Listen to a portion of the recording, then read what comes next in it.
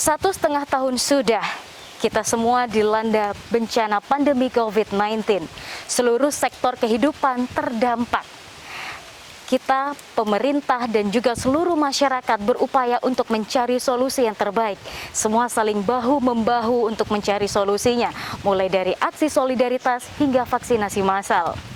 Namun, kita menyadari bahwa menjadi sehat dan kuat seorang diri bukanlah sebuah solusi. Kini saatnya kita semua saling bahu-membahu untuk melakukan aksi solidaritas. Namun, apakah seluruh masyarakat sudah tergerak? Kita akan bersama-sama berbincang bersama saya Khairunisa. Let's talk about it.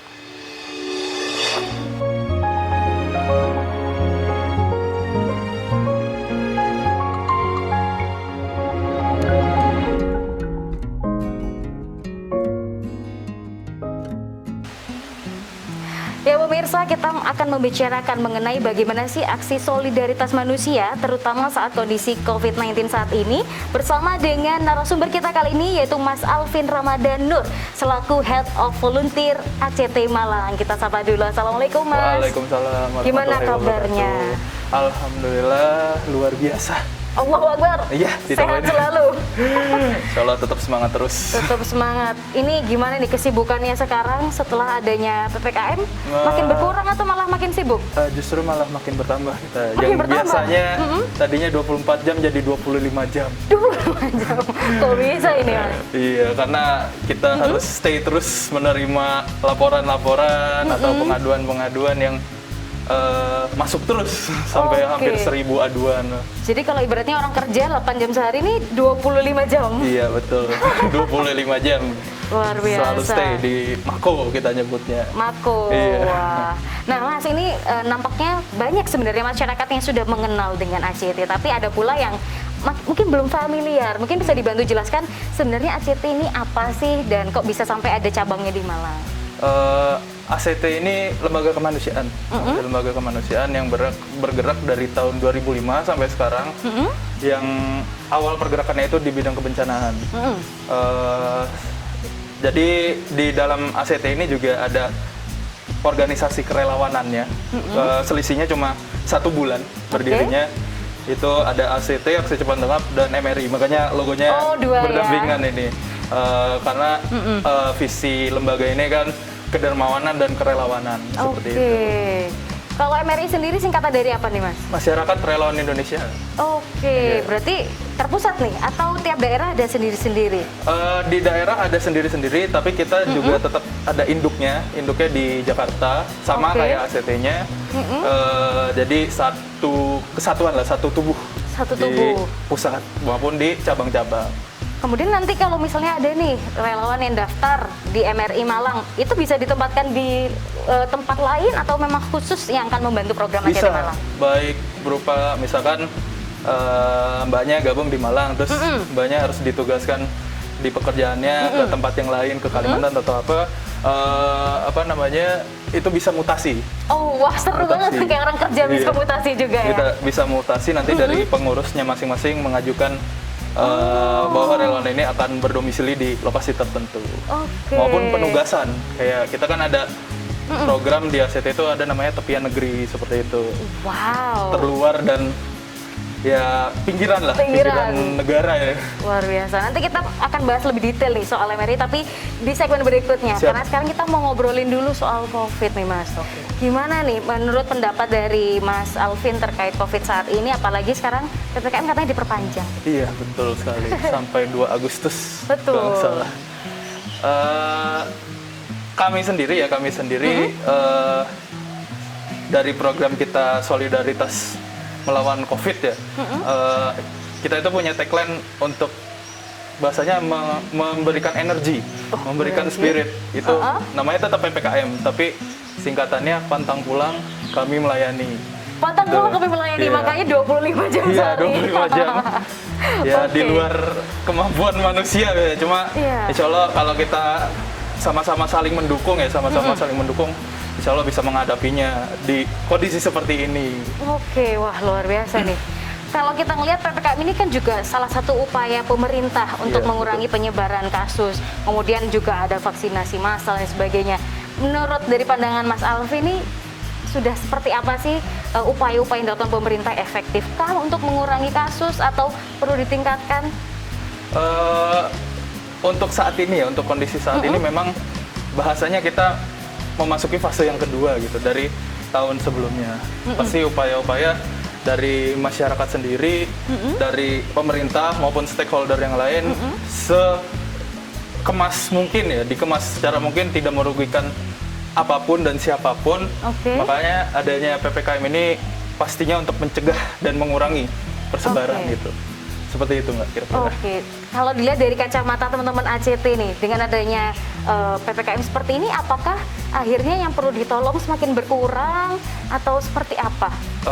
Yang pasti ada sebab ada akibat sih. Iya, ada betul. sebab ada akibat. Apa namanya? Ya memang di awal-awal kenapa adanya PPKM ini, kalau kita melihat rumah sakit itu full semua. Tapi juga bentuk apa ya? Bentuk sembuhnya pasti pemerintah maupun nakes ya, tenaga kesehatan berupaya terus gitu. Walaupun belum sepenuhnya sempurna, tapi mencoba untuk sempurna gitu, dan pasti butuh dukungan untuk semua pihak gitu. Makanya ada relawan juga, Satgas Covid dan lain-lain. Seperti itu. Stakeholder yang kerjasama dengan ACT sendiri ini selain pemerintah, apalagi nih Mas? Stakeholder yang bergabung ya, bahasanya bergabung, ada kayak organisasi seperti Kadin, terus ada MUI juga bekerja sama. Hampir semuanya bekerja sama, baik dari segi personal maupun lembaga. Seperti itu. Apakah jangan-jangan menjadi relawan mungkin sudah jadi dokter, dosen, juga gabung di MRI? Karena salah satu di klaster kita itu ada klaster profesi. Ada klaster profesi baik dia guru, dosen, mahasiswa, tentara dan lain-lain itu. Makanya ada di dalam klaster itu ada subklaster lagi, termasuk klaster advokasi. Wah, luar biasa nih ya. Jadi memang ACT ini memberikan banyak ruang bagi siapapun yang ingin menjadi relawan ataupun donatur. Nanti kita akan bahas di segmen berikutnya. Jangan kemana-mana, tetap di Let's Talk.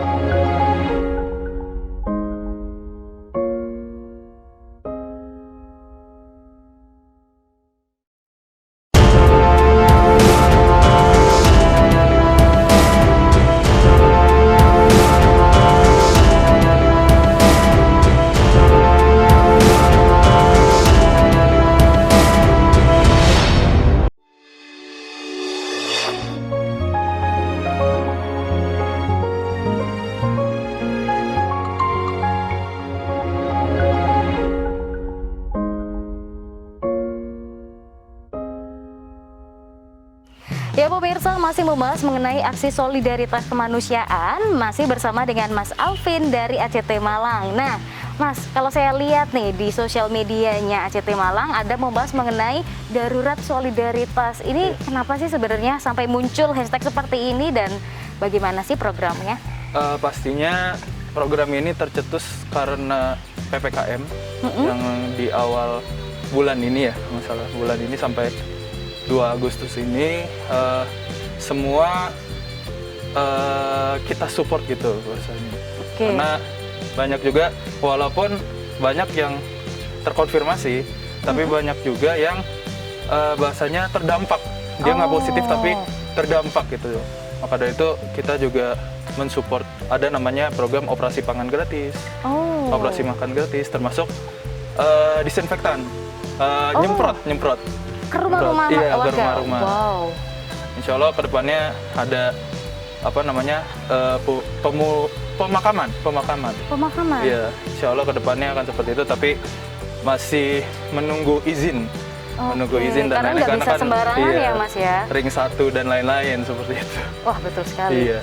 Kalau sebelumnya, kalau kita tilas balik lagi dulunya, apakah sebelum ada program darurat solidaritas, ada program-program lainnya juga yang dicetuskan oleh ACT Malang? Ada. Kalau misalkan kita berbicara COVID, kita sudah memulai dari awal 2020 tahun lalu. Tahun lalu ya? bulan Maret kan itu COVID masuk ke Indonesia gitu. Nah itu kita juga merespon itu. Jadi solidaritas ini sudah berjalan hampir berbarengan dengan COVID-nya ada di sini gitu. Wah. Salah satunya juga sama, hampir sama. Program-programnya juga ada layanan warung gratis. Itu layanan warung gratis itu kita apa bahasanya masuk ke warung-warung, warung-warung yang sepi. Oke. Bahasanya kita beli makanan-makanannya untuk dibagikan kembali kepada yang membutuhkan. Secara Seperti itu. cuma-cuma. Iya. Wah, ada Secara berapa gratis. titik dan di mana aja nih salah satunya? Kalau layanan warung gratis ini tahun lalu itu ada sekitar 8 titik. Oke. Ada sekitar 8 titik di Malang Raya. Kalau misalkan disinfektan, itu hampir 200 titik. Wah. Se-Malang Raya. Operasi Luar pangan biasa. gratisnya juga beda tipis-tipis lah. Oke. Gitu. Karena yang lapor aja kayak tahun ini ada namanya kita Humanity Care Line. Yang nelpon via telepon dan lain-lain itu datanya hampir masuk kurang lebih 1000. Oke. Iya. Apa ini Mas? Humanity Care Line ini untuk apa? Masyarakat telepon ke ACT untuk Iya, apa? untuk bahasanya minta dibantu, minta bisa disupport, ya seperti itu? baik dari segi pangan maupun dari segi kesehatan. Oke. Contohnya kayak misalkan kemarin kami memulangkan ada warga Malang sudah sendirian karena istrinya itu meninggal karena COVID. Iya, ini. Keluarganya minta dipulangkan ke Depok. Oh. Kita mensupport itu juga Oke. melalui diantarin pakai ambulan dan lain-lain seperti itu. Oke. Berarti masyarakat pun mungkin yang lagi isolasi mandiri belum bisa keluar karena kondisi dan sebagainya bisa dibantu ya oleh CT. Iya, bisa Bahkan dibantu. dijemput ambulans seperti Bahkan apa namanya, maupun dia terpapar ya bahasanya terpapar, dia membutuhkan support pangan gitu, paket pangan itu kita support juga gitu. Wah. Yang pasti pakai prokes gitu, pakai hazmat, pakai yang nganterin kacamata. ya, Iya. pakai hazmat. Iya. Wah, luar biasa. Ngelihat di dokumentasinya seperti itu gitu juga. Wow. Kalau di Malang sendiri sudah berapa banyak nih akhirnya yang dibantu, warga yang dibantu oleh CT? Kurang lebih sampai dari awal PPKM sampai sekarang itu ada sekitar 600-an. Wah. Ada 600-an yang sudah kami support, tapi permintaannya 1000. Wah, Permintaannya 1000 dan setiap hari itu masuk terus. oke. Masuk permintaan terus dan berbagai macam ya, dari segi medis, pangan maupun ada yang minta disupport nemenin keluarganya di sini untuk dibantu dibersihkan, potong rambut dan lain-lain. Oh, itu juga bisa ya? Iya. Oke. Bisa. Ini kalau masyarakat atau pemirsa ingin tahu bisa lihat di mana nih Mas? Call centernya di mana? Insya Allah kita ada feed di IG, baik IG ACT Malang maupun di MRI Malang, itu ada posternya Humanity Care Line, ada nomor teleponnya juga. Itu bisa dihubungi nomor Bisa telepon dihubungi tersebut. sana ya. Iya. Oke, siap. Nah, sekarang ngobrolin soal relawannya. Mungkin banyak juga nih pemirsa yang tergerak nih aksi keinginan untuk melakukan solidaritas kepada masyarakat juga. Kalau selama pandemi nih, apa yang membedakan ketika dulu perekrutannya sebelum pandemi kan ya normal-normal saja. Iya. Kalau sekarang ini kan orang malah disuruh berdiam diri di rumah. Tapi ini apakah ACT masih membuka relawan-relawan untuk turut bergabung? Justru kita menanggapinya biasa aja gitu. Oh, biasa Dalam aja. artian ya orientasi relawan itu tetap berjalan, yang pasti dengan protokol kesehatan dan mekanismenya. Malah di awal-awal itu kita open for volunteer Satgas Covid di Khusus? tahun lalu. Iya, Satgas Covid. Oke. Itu sekitar 250 yang daftar. Wah, 250 malah yang meningkat daftar, jumlahnya. iya. Dan sekarang juga orientasi relawan ini insya Allah per bulan kami tetap mengadakan gitu. Oke. Sekarang udah angkatan ke-11. Ke-11. Nah, Iya. ini menarik nih. Saya sempat kepoin lah MRI Malang nih sampai dibagi per batch-batch. Biasanya per batch itu berapa yang daftar? Kemudian dari segmen masyarakat apa aja sih? Kalau segmen masyarakat umum. Umum. Karena mayoritas juga di Malang ini mahasiswa juga ya, tenaga Oh, pendidik oke. dan lain-lain.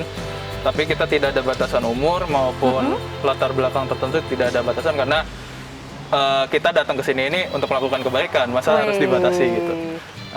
Itu per batch-nya, per batch di setiap OR-nya kita targetnya 100. 100. Kayak di OR 9 itu kita lebih dari 100, 150. Wow. Gitu. Itu keterima semua Mas akhirnya? Iya, karena Wah. orientasi relawan memang pintu teman-teman untuk bergabung gitu. Nanti kalau ada diklat-diklat yang lain, itu baru sistemnya seleksi. Oh, Seperti itu. jadi khusus ya yang Iya. mungkin dimasukkan ke program tertentu berbeda. Iya, ada Oke. sistemnya namanya klaster. Oh, klaster. Iya. Oke, wah ini menarik. Pasti banyak juga pemirsa yang kepo nih. Kapan pembukaan pendaftarannya, kemudian cara-cara mendaftarnya seperti bagaimana. Kita akan bahas di segmen berikutnya. Jangan kemana-mana, tetap di Let's Talk.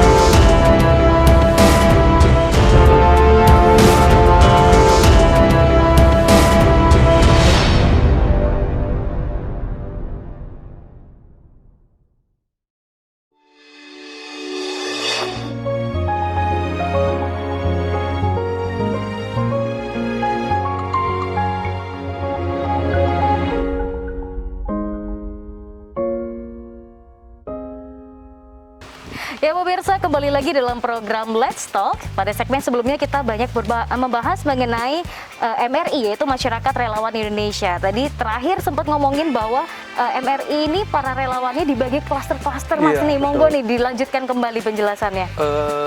Di MRI itu ada 3 klaster utama. Oke. Di samping itu, di setiap klaster utama itu ada sub-sub klasternya. Oh. Di antaranya ada klaster disaster management, ada klaster social development program, sama klaster profesi.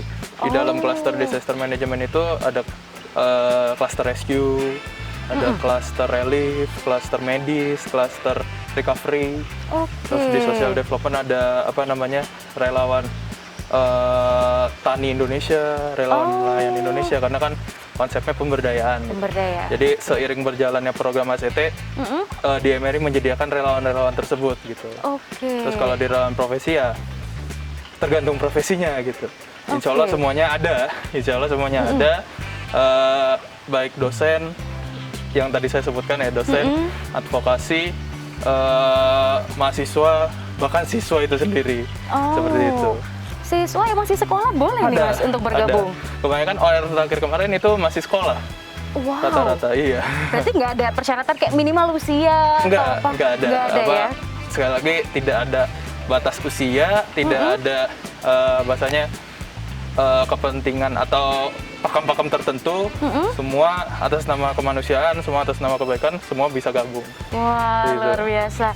Ini yang bikin saya penasaran, tadi kan sudah sampai batch 11. Iya. Apakah itu ada durasi tertentu, jadi setiap batch itu hanya bertugas mungkin berapa bulan? Atau itu diakumulasikan sebagai anggota tetap MRI Malang? Orientasi relawan terlaksananya 1 bulan sekali. Normalnya, regulernya Oke. sebulan sekali, mengikuti kondisi. Kayak misalkan kemarin kita hampir 2 bulan ke orientasi relawan karena kita merespon gempa Malang. Oke. Gempa Malang ke sana, akhirnya kita fokus ke sana dulu. Setelah masuk sesi recovery dan bisa untuk orientasi relawan, kita melakukan pendaftaran.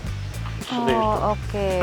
Oke, ketika dibuka satu batch nih, itu apakah khusus karena sekarang kondisinya COVID, dia akan menjadi relawan COVID saja, atau dia nanti next harus daftar lagi ketika ada bencana alam, atau itu sudah tergabung? Semuanya sudah include, yang pasti semuanya sudah include, semua Oke. sudah terorganisir. Jadi kalau misalkan mau ikut Satgas COVID, itu juga mau ikut social development atau disaster, itu juga udah termasuk. Oke, Seperti gimana itu. sih, Mas, sebenarnya sistemnya mulai dari perekrutan, kemudian sampai penempatan, itu ada proses seleksinya kah? Yang pasti kita ada volunteer class dulu, reguler, Oh, ada pembelajaran pendidikannya, ya? ada pendidikannya, Oh, ada ada pendidikannya. latihannya. Nanti para anggota ini akan dibebaskan untuk memilih klaster yang mana, yang menurut Oke. mereka passion saya ada di situ. Wih, Gitu. passion, saya ada di siap. situ. Biasanya kalau lebih memilih seperti itu kan lebih bertanggung jawab, lebih komitmennya Oke. lebih terbentuk gitu. Betul. Gitu. Tapi ada maksimal 2 klaster. Gitu. Maksimal 2 klaster karena untuk Biar kita bisa mengetahui maksimal. gitu kebutuhan dan lain-lain. Gitu. Oke, nah ini menarik nih, volunteer class ya tadi Iya. sebutannya. Kelas apa aja sih sebenarnya yang diajarkan agar para relawan ini berdaya ya, ibaratnya sebelum memberdayakan orang lain, di sini harus punya Iya. pembekalan apa aja? Kalau klaster yang kita wajibkan gitu ya, yang harus diikuti itu ada sekolah assessment namanya. Itu assessment itu kayak ya kita mengetahui bahwa yang mau kita datengin ini susah, tapi apakah benar susah gitu. Termasuk juga di kondisi kebencanaan, kita asesmen dulu. Kemarin ada gempa Malang, kita tim asesmen itu turun dulu kebutuhan mana di desa mana yang perlu diperlukan gitu. Terus juga ada yang satu lagi MFR, Medical First Responder. Karena itu kebutuhannya untuk pribadi juga gitu. Kalau misalkan kita ngeliat kecelakaan gitu, kita bisa ngerespon gitu. Nggak panik, nggak cuman foto-foto dan lain-lain, tapi kita bisa membantu untuk menyelamatkan nyawa orang gitu. Kalau itu kalau wajib, kalau yang reguler itu tergantung kondisi.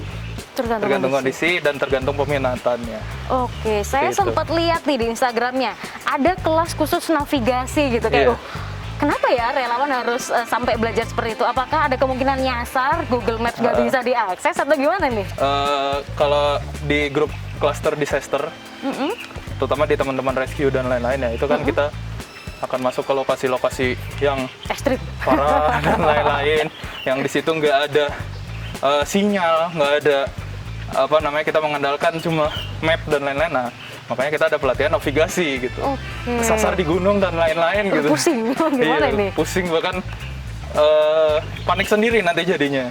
Nah, kalau kita belajar navigasi, baca peta dan lain-lain kan minimal kita mengetahui pola, mengetahui pendidikan navigasi itu sendiri gitu. Biasanya untuk satu materi ini para relawan belajarnya berapa lama, Mas? Kalau kita ngadain volunteer class itu sebulan sekali juga, mengikuti kondisi juga, termasuk juga kebutuhan klasternya masing-masing. Terakhir kita ada volunteer class, social development program itu bersama teman-teman di pusat juga untuk apa sih SDP itu gitu. Kalau boleh tahu Mas, ini siapa aja sih yang turut terlibat untuk memberikan pembelajaran bagi relawan? Apakah dari seniornya mungkin yang dulu sudah pernah terjun ke lapangan? Internal pasti, baik senior maupun staff gitu ya, maupun staff. Tapi kalau secara skill kita membutuhkan pembelajaran, itu kita bisa mengundang juga stakeholder dari luar. Seperti itu. Trainer dari luar lah. Siap. Terakhir Mas, apa yang bisa disampaikan kepada masyarakat terkait program relawan dari ACT ini, atau mungkin ada yang ingin bergabung, silahkan. Yang pertama, kalau teman-teman semuanya, rekan-rekan semuanya ingin bergabung ke masyarakat relawan Indonesia daerah Malang, silakan membuka Instagram. Di situ ada Linktree dan di situ ada pendaftarannya seperti itu. Dan terutama di kondisi COVID seperti ini ya, ayo kita sama-sama saling bantu gitu. Mungkin kita harus WFH dan lain-lain, tapi kalau kondisi teman-teman dan lain-lain kelaparan, siapa yang mau nolong gitu. Masya Allah, luar biasa. Semoga teman-teman relawan ini sehat selalu, tetap bisa menjalankan aksi solidaritas kepada manusia, dan banyak akhirnya pemirsa dan mungkin masyarakat lainnya yang turut tergabung ya Mas. Sehat selalu, sukses terus sehat untuk semua program-programnya. Kru dan host sendiri. Siap. Terima kasih, semoga kita bisa jumpa lagi ya ngobrolin program ACT lainnya. Baiklah pemirsa, selesai sudah perbincangan kita kali ini mengenai aksi solidaritas ACT Malang selama pandemi COVID-19. Semoga bermanfaat dan pemirsa juga bisa turut bergabung dalam program-program ACT. Dan kita masih akan berbincang mengenai program-program lainnya di next episode. Saksikan terus Let's Talk setiap hari Senin sampai Kamis pukul 20.00 waktu Indonesia bagian Barat hanya di UB TV, aktif dan kreatif. See you all!